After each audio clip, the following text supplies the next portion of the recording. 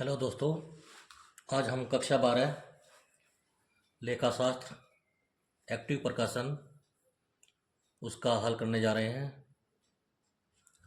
तो सबसे पहले जो चैप्टर है साझेदारी, नए साझेदार का प्रवेश, उसका प्रारंभ करने जा रहे हैं। साझेदार का प्रवेश, इसमें 4 खाते बनते हैं। पहला लाभानी या समायोजन खाता या पुनर्मूल्यांकन खाता। दूसरा साझेदार का पूंजी खाता। तीसरा रोकड़ खाता या बैंक खाता। और चौथा आर्थिक चिट्ठा या बैलेंस शीट। ये नमूना बना रहा हूँ मैं। जो बच्चा इसका अध्ययन कर लेगा, गारंटी है कि वो बहुत अच्छा रिस्पॉन्स मिलेगा, काम करेगा और अपने जीवन में आगे बढ़ेगा। तो शुरू करते हैं। इसमें 2 पक्ष होते हैं, एक डेबिट पक्ष, ये क्रेडिट पक्ष। इस साइड में केवल कमी लिखते हैं।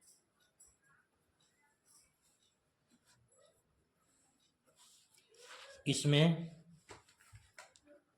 केवल वृद्धि।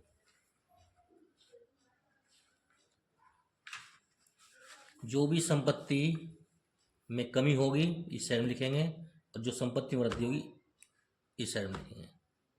डेबिट पक्ष, क्रेडिट पक्ष। सबसे पहले जो कमी होगी बिल्डिंग में, बिल्डिंग लिख देंगे, बिल्डिंग अकाउंट। फर्नीचर में कमी हो तो फर्नीचर लिख देंगे, टू फर्नीचर अकाउंट। मशीन में कमी होगी तो टू मशीन अकाउंट।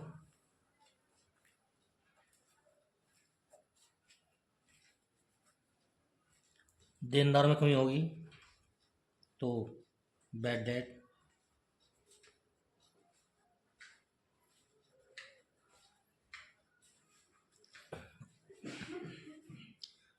विनियोग में कमी होगी, investment, to investment.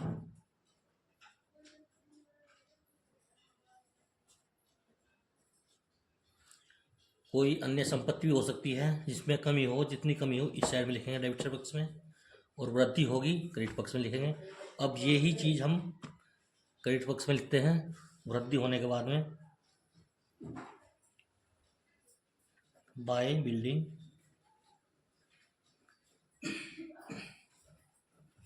Building account, bye furniture account,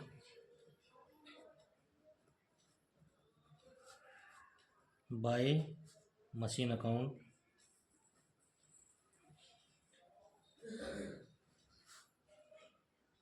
by investment account,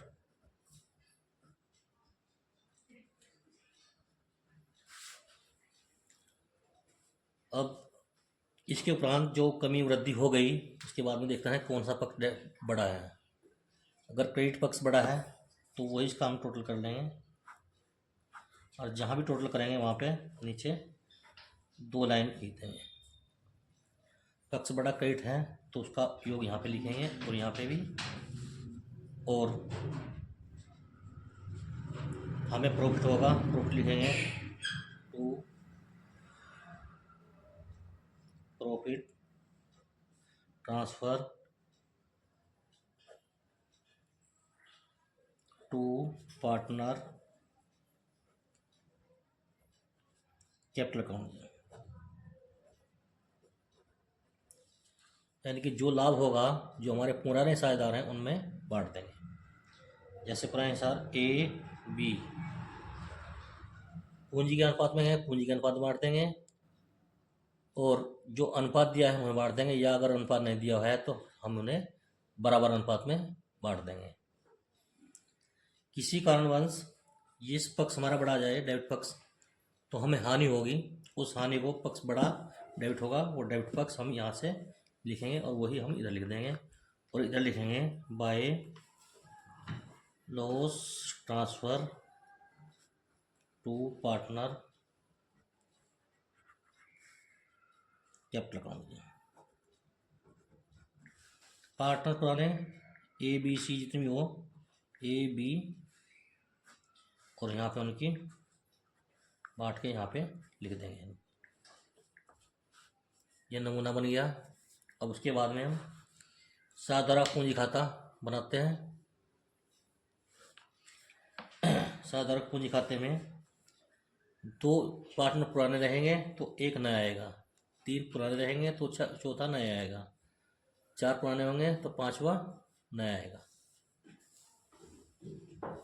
सबसे पहले हम बाएं पक्ष में शुरू करते हैं। यहाँ पे जो पुराने साझेदार हैं उनकी जो पूंजी है उनके शेष लिखते हैं। ए का ए में, बी का बी में, सी हमारा नया है तो इसमें कुछ नए लिखेंगे। यहाँ लिखेंगे balance B D, brought down. उसके उपरांत जो हमारा नया साझेदार आया है सी, उसकी पूंजी लिखेंगे और जहाँ लिखेंगे कैश या बैंक अकाउंट। उसके बाद इस खाते पे अगर लाभ हुआ है तो इस साइड में लिखेंगे और हानि हुई है तो इस साइड में लिखेंगे, यानी कि क्रॉस कर देंगे। प्रॉफिट लॉस इधर लिख देंगे जी। अकाउंट का नाम रिवैल्यूएशन अकाउंट या प्रॉफिट लॉस एडजस्टमेंट अकाउंट। मैं रिवैल्यूएशन लिखता हूँ जी।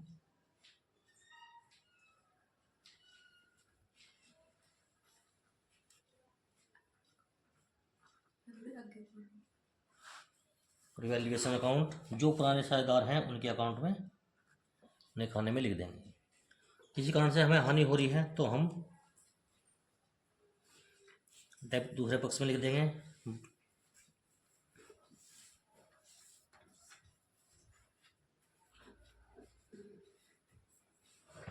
हानि इधर लाभ।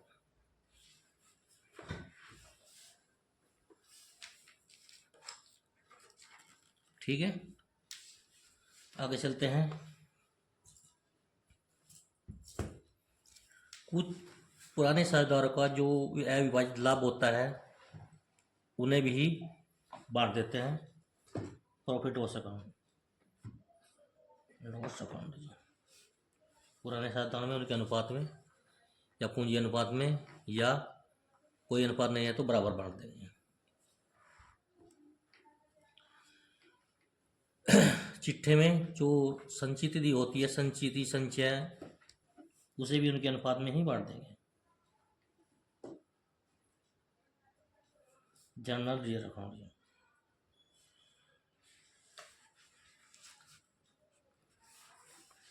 गुडविल ख्याति,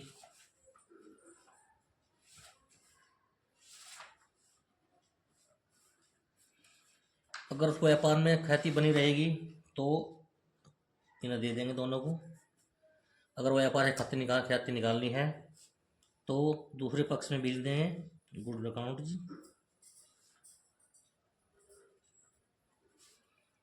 अगर कह रहा है पुराने साझेदार को तो पुराने को दे देंगे, अगर कहता है साल में नए को तो तीनों में बांट देंगे।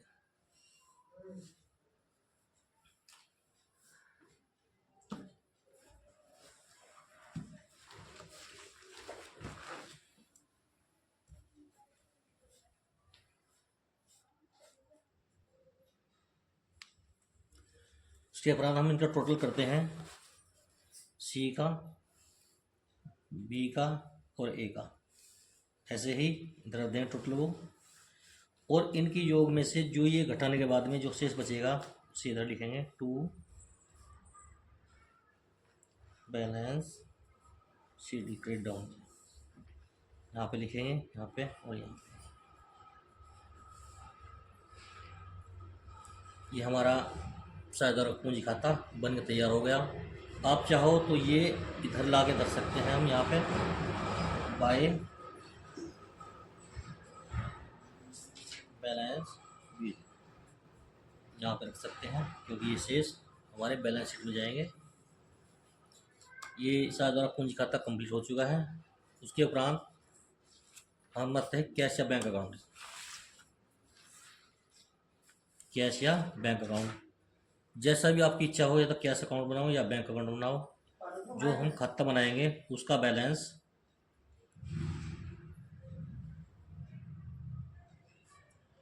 BD लिखेंगे, क्योंकि संपत्ति का सारा भी बैलेंस डेबिट होता है।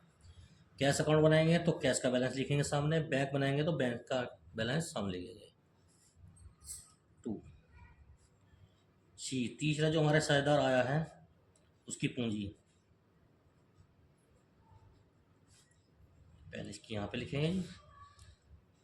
और जो कोई साझेदार पूंजी निकालेगा वो हम इस साइड में लिख देंगे, उसका नाम लिख देंगे, बाकी कुछ नहीं करना। टोटल कर देंगे, इसका टोटल यहाँ पे है, वही टोटल यहाँ पे लिखेंगे और यहाँ लिखेंगे बाय बैलेंस।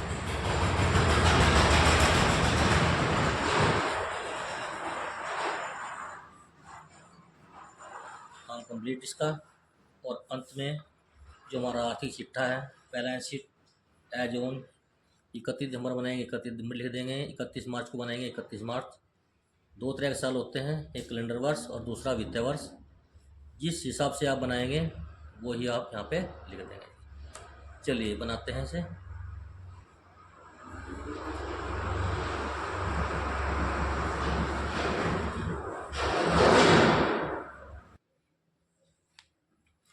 इसके उपरांत बैलेंस शीट बनाते हैं। बैलेंस शीट को हिंदी में आर्थिक चिट्ठा कहा जाता है।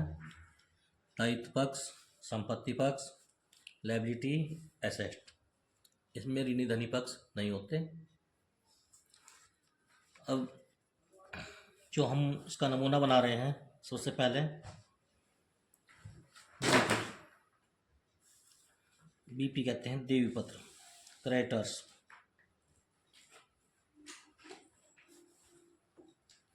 लेनदार, लोन। लोन ये किसी भी तरह का हो सकता है, किसी अपने पार्टनर से लिया हो, बैंक से लिया हो या किसी और अन्य से लिया हो।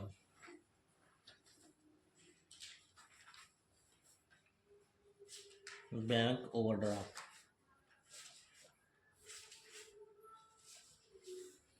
और 2 संभावनाएं आएंगी इधर,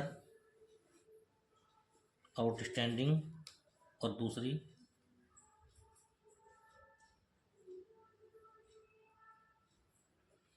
अनएक्रूड इनकम। आउटस्टैंडिंग अदत्त व्यय और अनुपार्जित आय। उसके बाद में कैपिटल, ABC, तीनों का ये बैलेंस यहाँ पे रख देंगे और जोड़ने के बाद में यहाँ पे। अब इस साइड में हम तरलता के आधार पे बैलेंस शीट बना रहे हैं। सबसे पहले में कैश अकाउंट,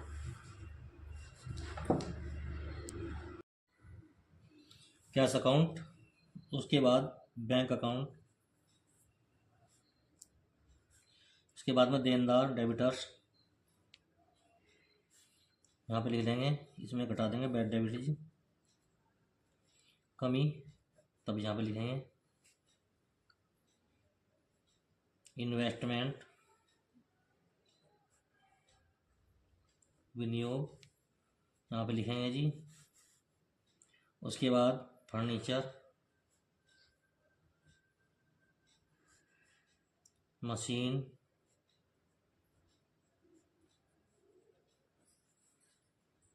बिल्डिंग,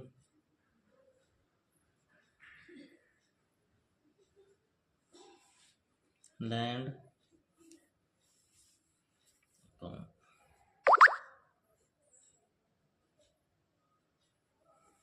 और अंत में गुडविल जी।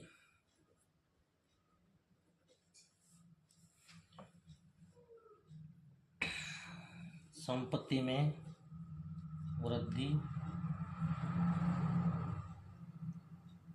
तो जोड़ देंगे,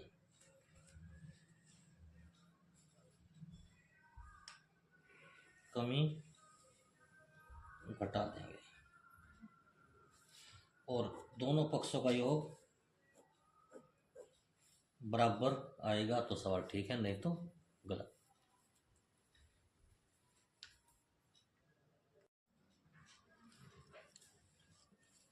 दोस्तों ये क्वेश्चन करने के लिए इनमें जर्नल एंट्री की आवश्यकता पड़ती है, और जर्नल एंट्री की आवश्यकता कहाँ कहाँ पड़ती है मैं आपको बनवा रहा हूँ।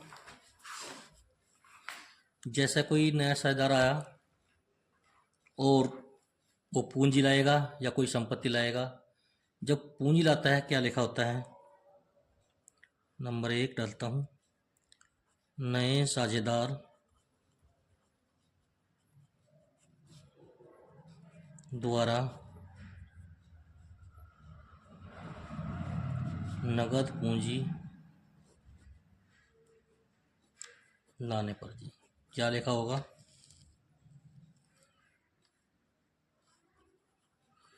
कैश या bank account debit,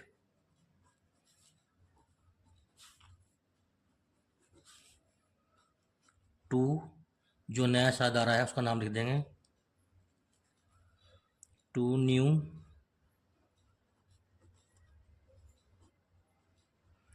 partners capital account जी।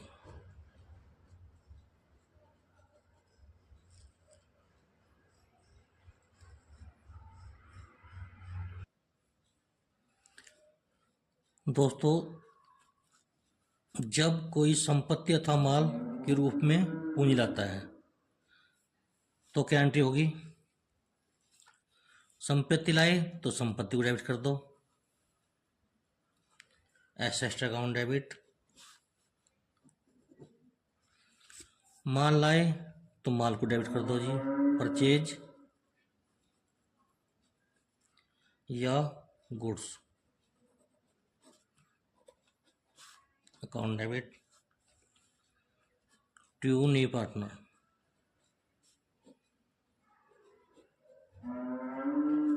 कैपिटल अकाउंट जी।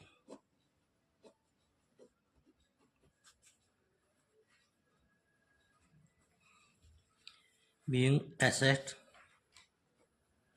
या गुड्स ब्रॉड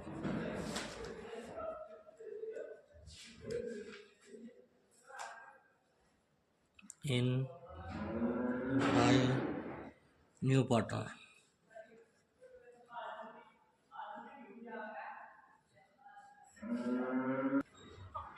ये ख्याति से संबंधित जो लेखे होंगे इस प्रकार होंगे, ख्याति की रकम प्राप्त करने पर जब ख्याति की रकम नकद आती है तो या कैश के रूप में आती है या बैंक में आती है, जहाँ आती है उसे डेबिट कर देंगे, कैश या bank account debit, to premium account जी। प्रीमियम भी लिख सकते हैं, गुड भी लिख सकते हैं, कोई समस्या नहीं है।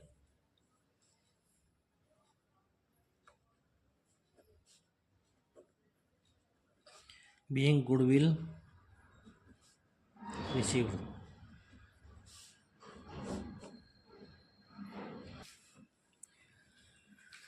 पुराने साझेदारों के पूंजी खाते में ख्याति की रकम उनके अनुपात में भेजने पर, पुराने साझेदारों के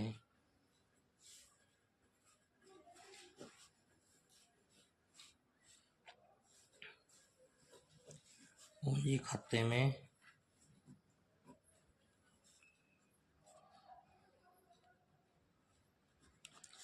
ख्याति की रकम लाभ के अनुपात में भेजने पर जी या हस्तांतरित करने पर, प्रीमियम या गुडविल अकाउंट डेबिट जी,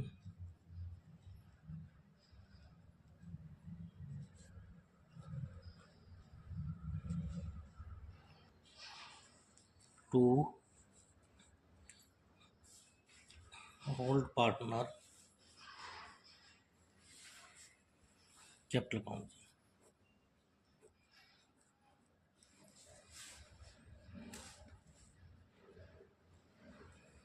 being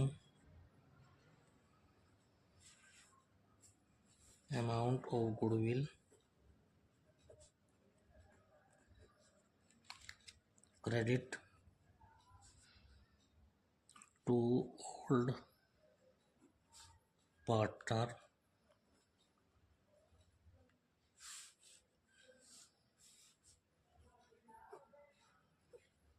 कैपिटल अकाउंट।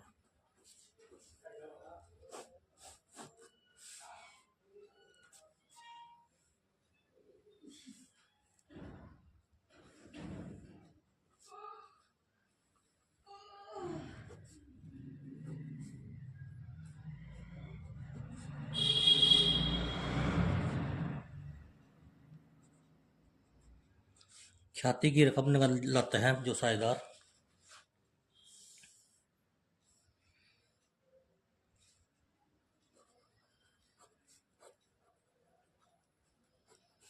कैश या बैंक अकाउंट डेबिट कर देंगे भाई, और to premium account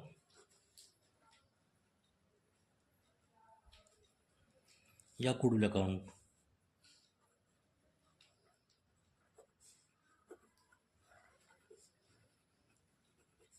being goodwill amount received RECD।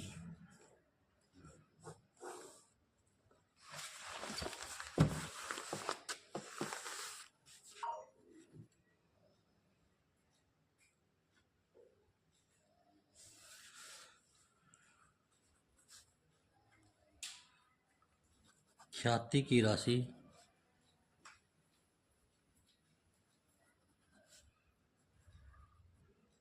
पुराने साझेदारों को देने पर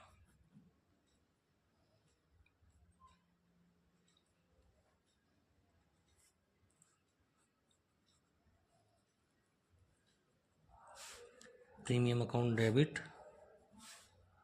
to old partner capital account.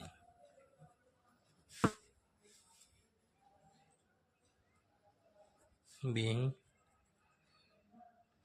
Goodwill paid to old partner.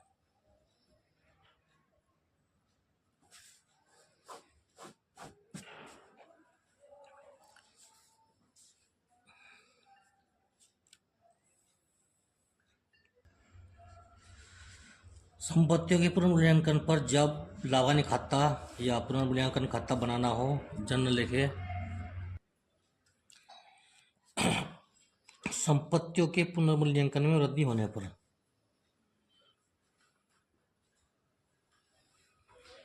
संपत्तियों के पुनर्मूल्यांकन में वृद्धि होने पर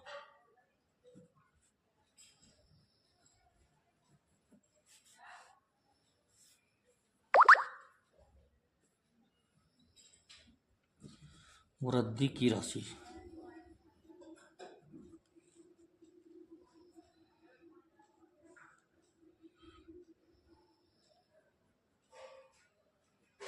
asset account debit to revaluation account.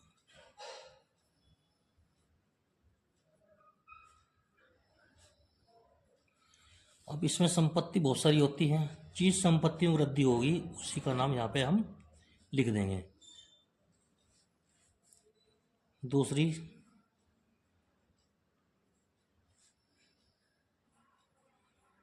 संपत्तियों के मूल्य में कमी होने पर केवल कमी की राशि से। अब संपत्ति के मूल्य में वृद्धि हुई तो संपत्ति डेबिट कर दी, और जो खाता में बनाना है हमने क्रेडिट कर दिया। अब इसका उल्टा कर देंगे, खाता जो बनाना है रिवैल्यूएशन अकाउंट,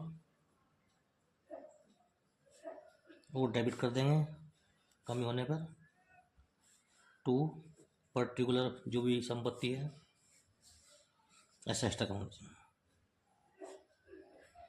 जिस संपत्ति में कमी है उसे हम डेबिट कर देंगे।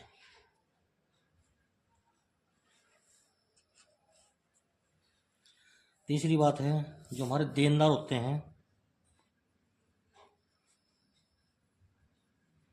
देनदारों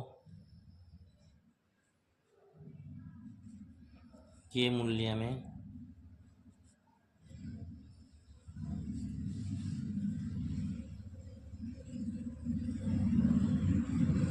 कमी होने पर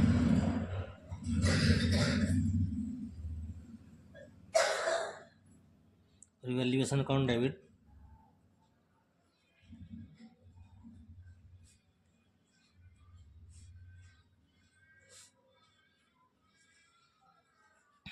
टू प्रोविजन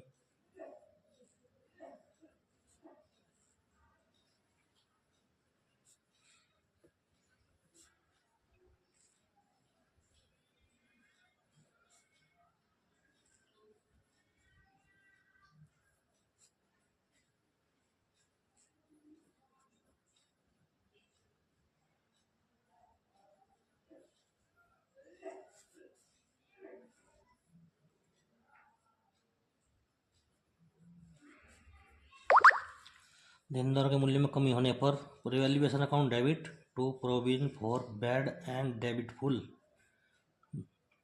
डेट अकाउंट।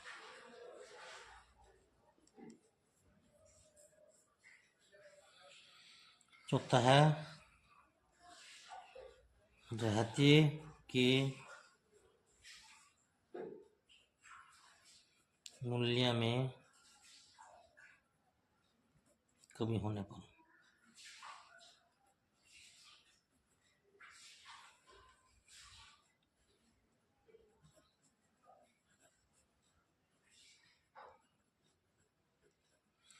रहते के मूल्य में कमी होने पर केवल रहते की राशि से, जिस कमी हो रही है वृद्धि हो उसी की राशि से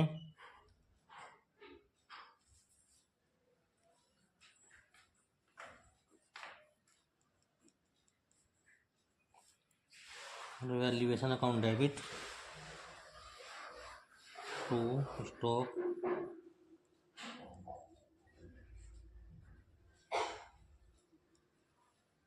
रिजर्व अकाउंट।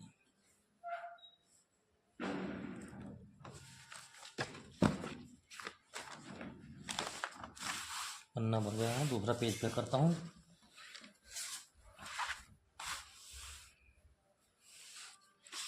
नंबर 5,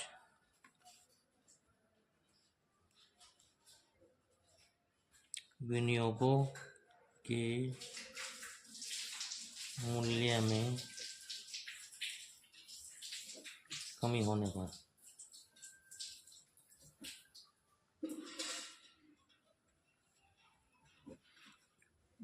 कमी की राशि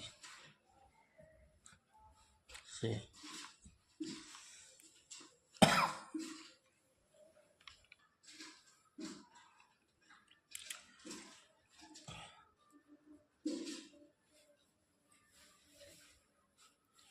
revaluation account debit to investment account.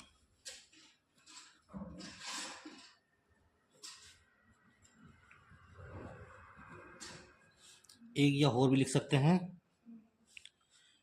To investment treasure account जी।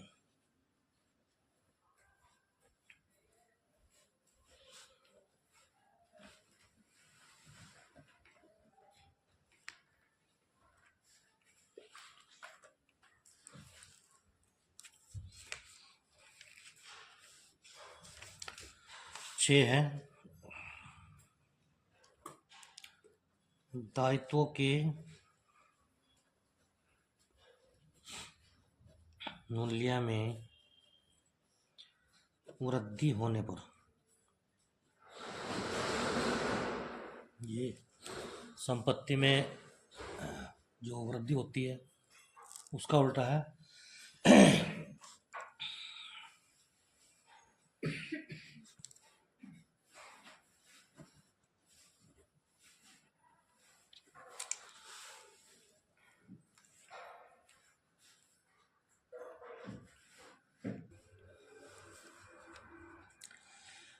दायित्व मूल्य में वृद्धि होने पर रिवैल्यूएशन अकाउंट डेबिट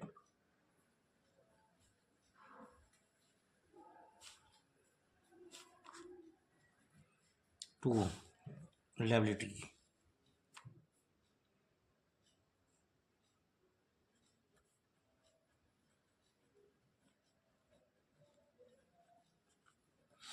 जो सी लायबिलिटी में वृद्धि हुई है उसी का नाम लिख देंगे। वैसे बहुत सारे दायित्व हैं हमारे, उनका नाम नहीं लिखेंगे।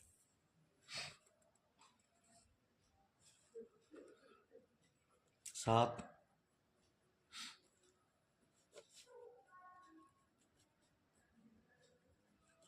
दायित्व के मूल्य में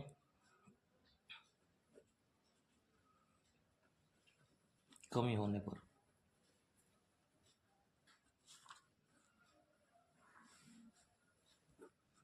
कमी की राशि।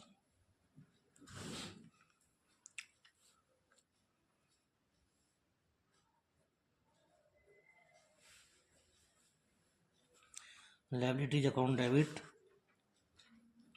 To revaluation account.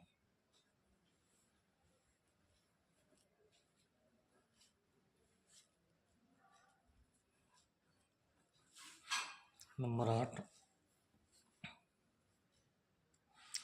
किसी विशेष संचय में कमी होने पर किसी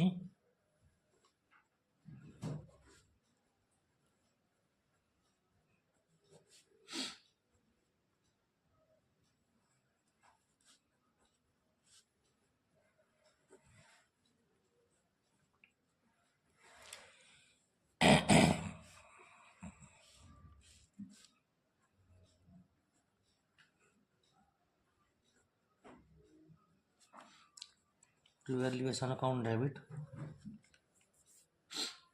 टू रियर अकाउंट जी।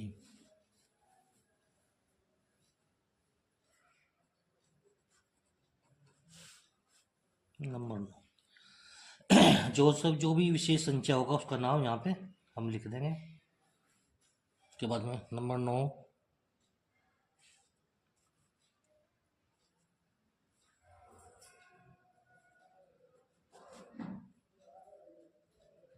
विशेष संचय में वृद्धि होने पर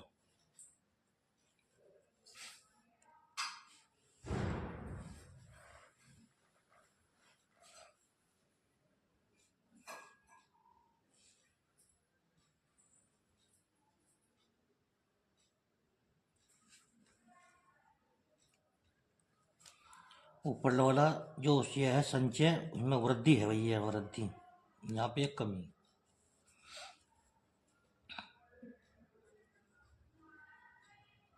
reserve account debit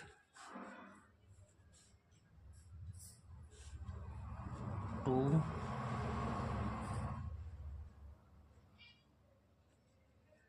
revaluation account.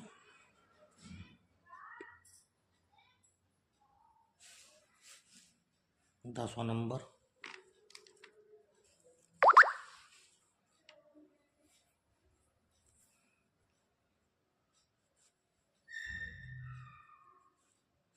पुनर्मूल्यांकन पर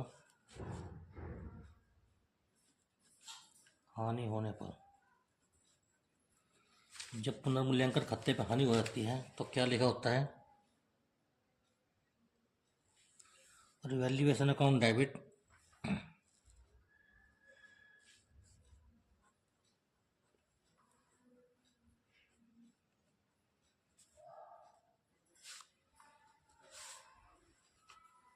टू ओल्ड पार्टनर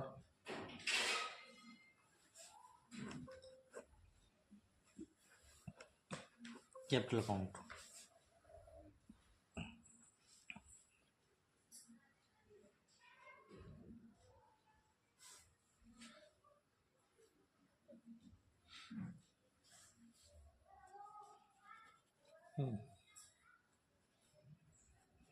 पुनर्मूल्यांकन खाते पर लाभ होने पर revaluation account debit to old partner capital account. Number 12,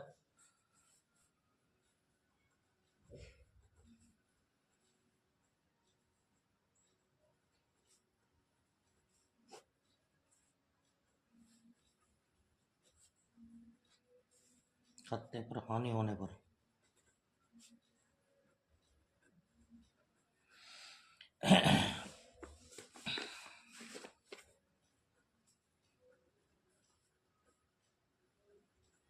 old partners capital account debit,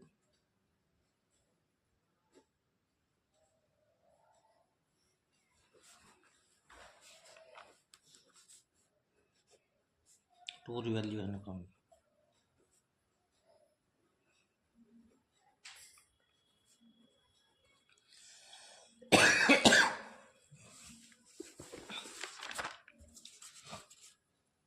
ये जनरल एंट्री हो गई। और इसके बाद में हम एक क्वेश्चन करते हैं छोटा सा।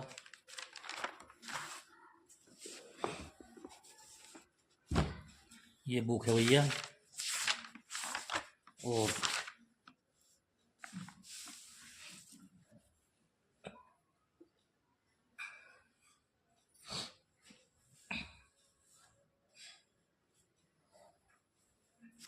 काम के जो प्रश्न है यहाँ से शुरू होते हैं 14 से।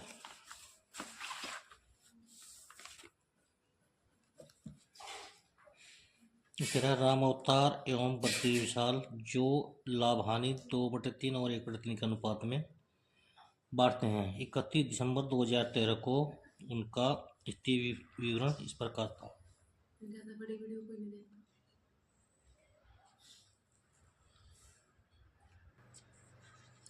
वीडियो कुछ ज़्यादा बड़ी हो गई भैया, इसलिए जो प्रश्न शुरू करेंगे, जो प्रश्न हल करने शुरू करेंगे वे कल से करते हैं। पहले इसी वीडियो को आप देखना, और जो भी अच्छा लगे तो कमेंट करना। बाय, मिलते हैं ब्रेक के बाद।